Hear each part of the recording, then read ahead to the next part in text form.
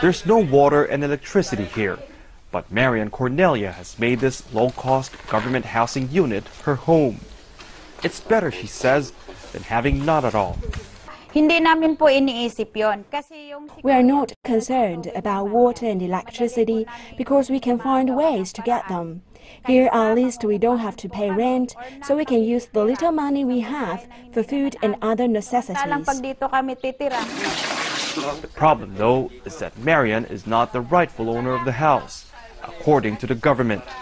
The takeover of this government housing project by Marian and some 6,000 other members of the urban poor activist group Kadamay in early March was illegal. A few years ago, the government decided it was time to remove informal settlements along Metro Manila's waterways. One, to help solve the city's flooding problem, and two, for the residents' own safety. Now, these residents are now the biggest group of recipients of government housing now being illegally occupied by hundreds of other urban poor families. There has been a slowing down of movement from the danger areas to these houses in Pandi, the ones they have occupied.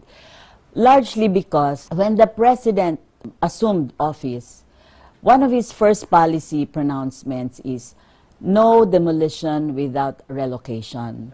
And when he says relocation, it means adequate facilities in the resettlement site, water and power. The initial response from the government was eviction, but the occupiers' answer to that was to resist. They were adamant about not leaving. With tensions high, there was fear the standoff could end in violence. But it appears both sides have been able to clear the air for now. Their concern is legitimate. We recognize them. No debate on that, okay? However, let me go back. We are after the established processes because their demand is, this is ours. Give it to us now. So let's go through a screening. To that, the unauthorized occupants have agreed. But they still insist on being given the houses mortgage-free. And with over 1 million families living in informal settlements all over the Philippines, it is likely an occupation like this could happen again unless the government is able to address the housing backlog. Barnaby, CGTN, Barnaby, the Philippines.